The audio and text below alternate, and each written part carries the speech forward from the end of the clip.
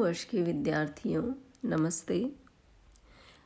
प्रथम वर्ष के प्रथम प्रश्न पत्र आदिकाल एवं भक्ति काल के अंतर्गत हम बीसल देवरास का अध्ययन कर रहे हैं।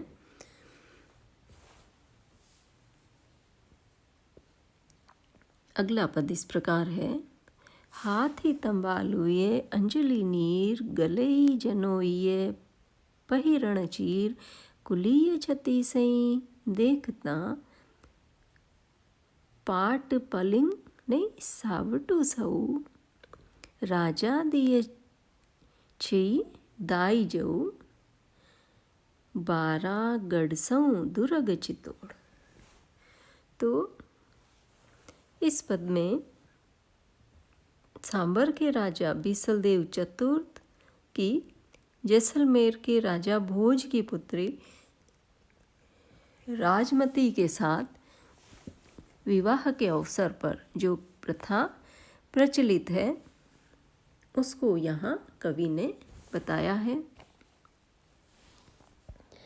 हाथी तंबालुए अंजलि नीर गलई जनोइये पहिरण चीर।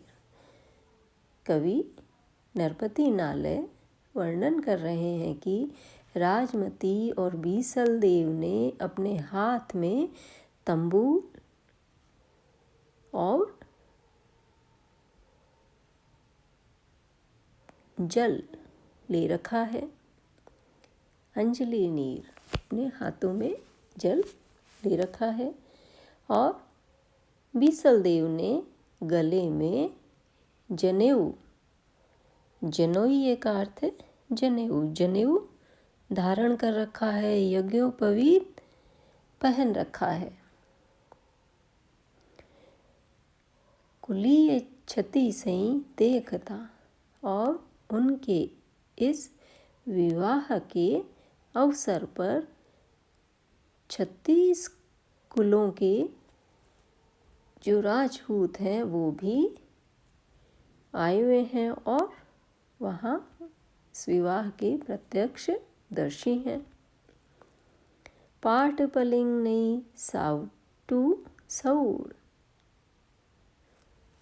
और कवि वर्णन कर रहे हैं कि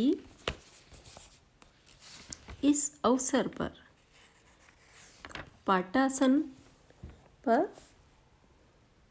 पाटासन की रस्म भी हुई, पलंगाचार भी हुआ और उस पर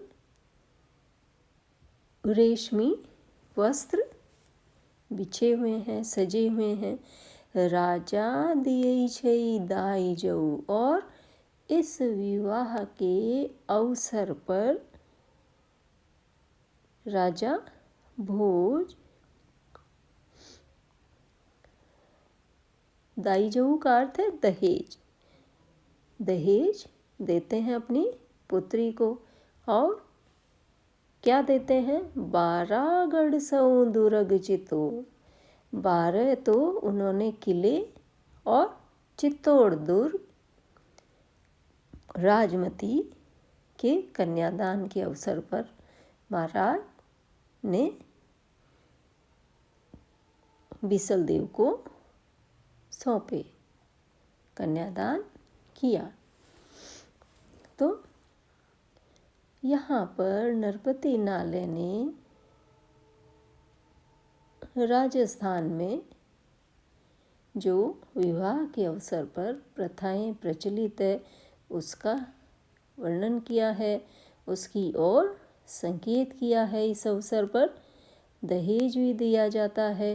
तो राजा भोज ने जो किले और दुर्ग दिए, तो यहाँ पर उनकी भावनाएं, एक पिता की भावनाएं व्यक्त की है नरपति नालय ने।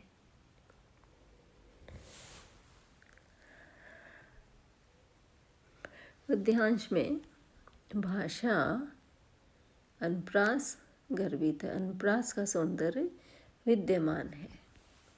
पाठ्यक्रम में संकलित अगला पद इस प्रकार है। सासू कहई बहु माहे आवी चंद्रई बोलई गिले सीरा है। चंद पुलाणौ बनी गयौ, दूधू के मोबरई मंजारी गई फेरी। पौनही दिवलऊ नवी बलई, नाह उड़ीसई धन अजमेरी।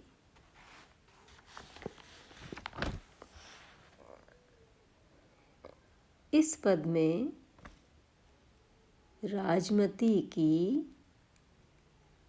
विरह अवस्था को देख करके राजमती की सास क्या कहती है उसका वर्णन यहाँ कवि द्वारा किया गया है। सासू कही बहु माहे आवे, अर्थात राजमती की सास कहती है कि हे बहू तू अंदर आ जा। चंद्रई बोले गिले सीरा है, अर्थात चंद्रमा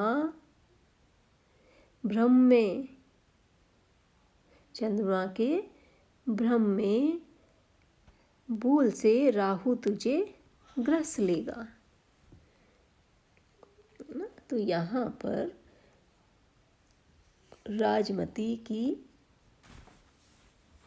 सुंदरता की तुलना चंद्रमा से की गई है, अर्थात राजमती चंद्रमा के समान सुंदर थी और उसकी सास ने राजमती के मुख की तुलना चंद्रमा से करते हुए कहा कि हे राजमती, हे बहू तू अंदर आजा, अन्यथा राहु तुझे चंद्रमा के भ्रम में ग्रस लेगा। चंद पुलाणौ बनी गयौ, दूध किम उबरई मंजारी कई फेरी। अर्थात ये जो चंद्रमा है यह तो स्वयं ही पूले की तरह जलाने वाला ही बन गया है। ये कैसे शांति और शीतलता प्रदान करेगा। अर्थात नागमती के विरह को चंद्रमा कैसे शांत कर सकता है, वो तो खुद ही पूले की तरह झुलसाने वाला बन गया है।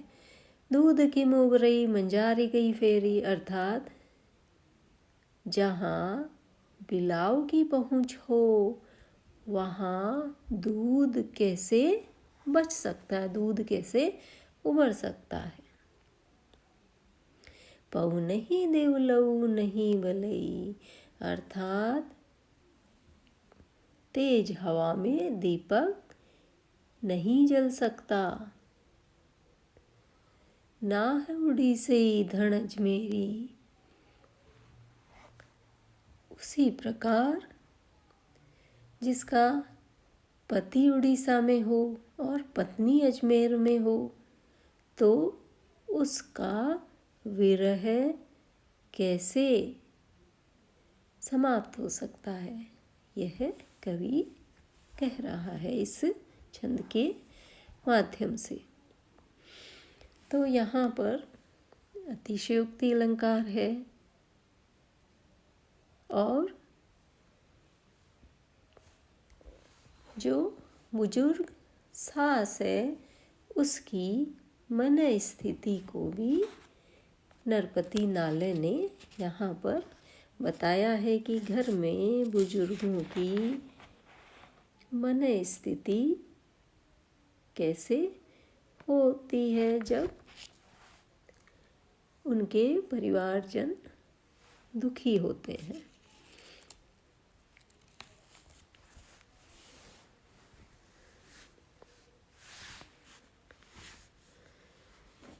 और प्रस्तुत छंद में काव्य का उत्कर्ष देखते ही बनता है।